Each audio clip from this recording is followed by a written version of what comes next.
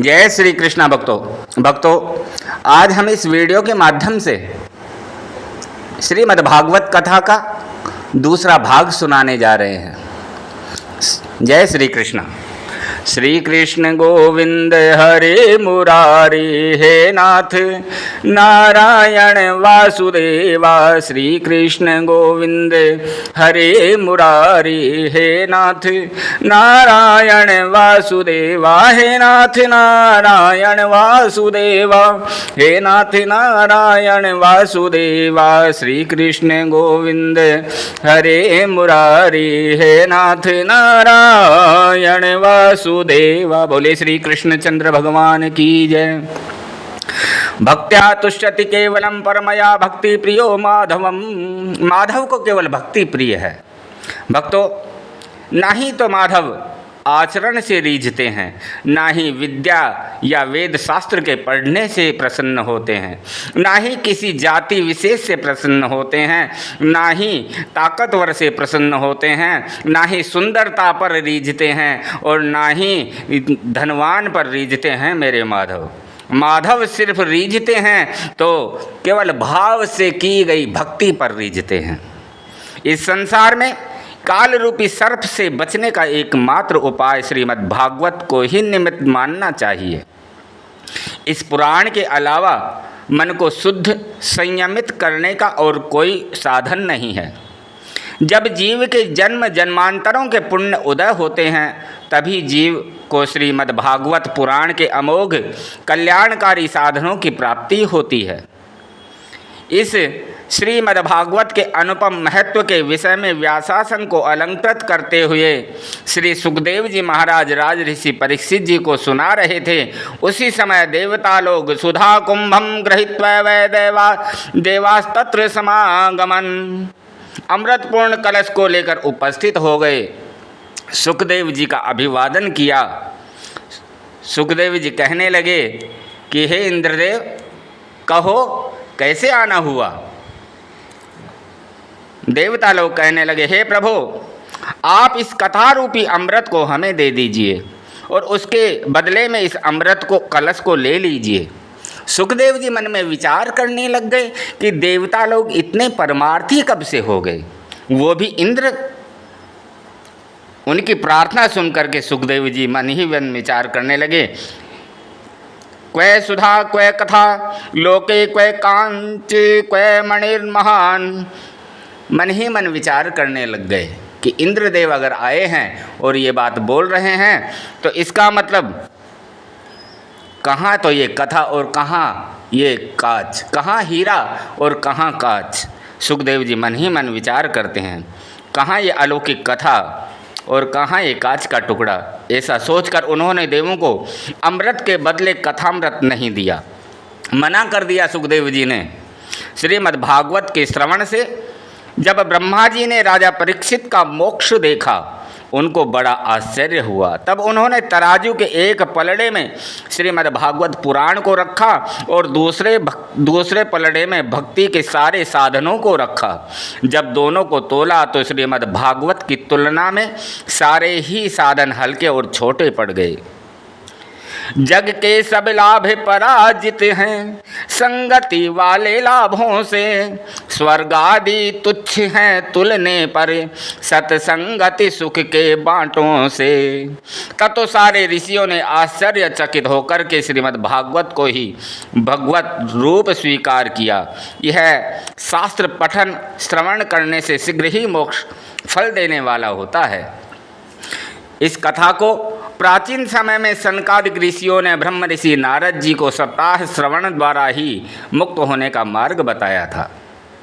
श्री सूत जी महाराज के वचनों को सुनकर के सोनकादि ऋषियों ने पूछने लगे, हे प्रभु, लोक विग्रह में यहाँ से ये श्रीमद् भागवत कथा प्रारंभ होती है।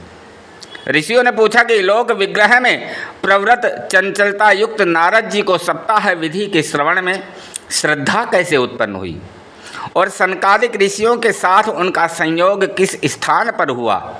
हे सूत जी, आप हमें कृपा करके ये बताइए। श्री सूत जी बोले, हे ऋषियों, इस संबंध में मैं तुमको एक भक्ति पोषक उपाख्यान सुनाता हूँ।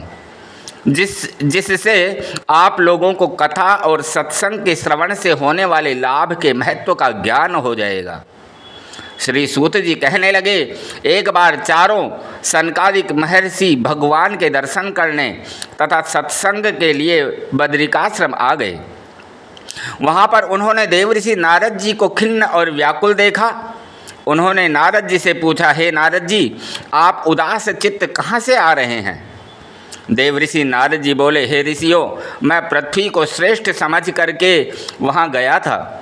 वहाँ पर मैं पुष्कर, काशी, गोदावरी, प्रयाग, कुरुक्षेत्र, श्रीरंगपट्टम और सेतुबंध रामेश्वरम आदि तीर्थों में घूमता फिरा, लेकिन वहाँ पर अधर्म के मित्र कलयुग ने सारी पृथ्वी को व्याप्त कर रखा था। यहाँ पर मुझे कहीं भी सत्यम नास्ति तपम शोचम दया दानम न विद्यते, सत्य, तप, शुद्धता, दया, दान आदि सद्गुणों का नाम तक नहीं मिला। माता पिता अपने बालकों को केवल पेट भरने की ही शिक्षा देते हैं। संत लोग साधारण प्राणियों की तरह पाखंडी हो गए हैं। जो विरक्त सन्यासी हैं, ये गृहस्थों की तरह ऊंचे ऊंचे मकान, आश्रम बना करके विषयों में फंस गए हैं। और हे ऋषियों, अधिकतर घरों में साला ही मालिक बना हुआ है। तरुणी प्रभुता गेहे श्यालको बुद्धिदायक, कन्या विक्रीर्णो लोभा दंपतिनाम च कलकनम। सबके घरों में स्त्री ही प्रधान है, उनका भाई नीति बनाने वाला है।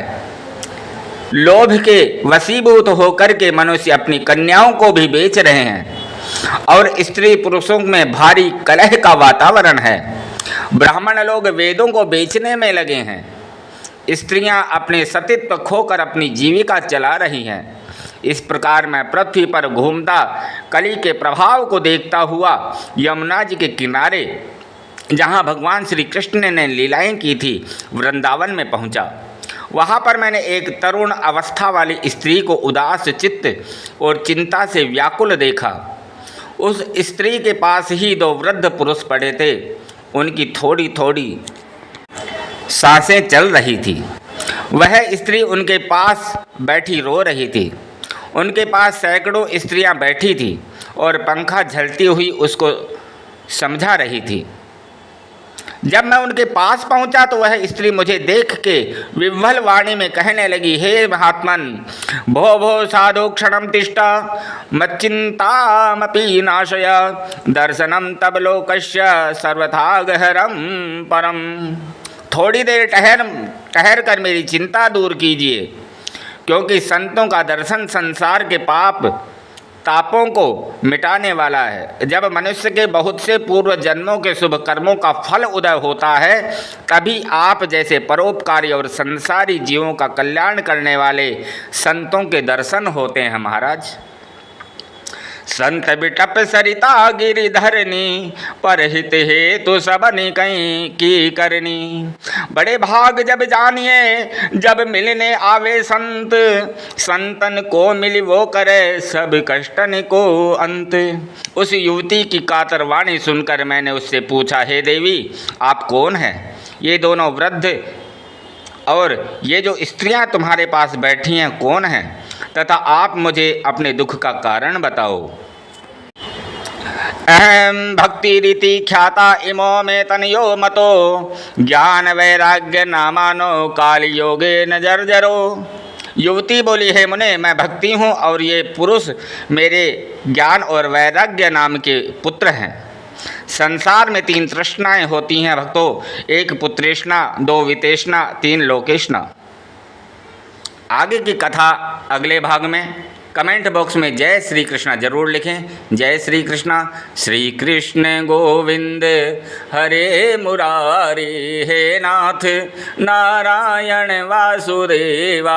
श्री कृष्ण गोविंद हरे मुरारी, हे नाथ नारायण वासुदेवा। हे नाथ नारायण वासुदेवा, हे नाथ नारायण वासुदेवा। श्री कृष्ण गोविंद हरे मुरारी, हे नाथ नारायण वासुदेवा। बोले श्री कृष्णचंद्र भगवान की जय। जय श्री कृष्ण।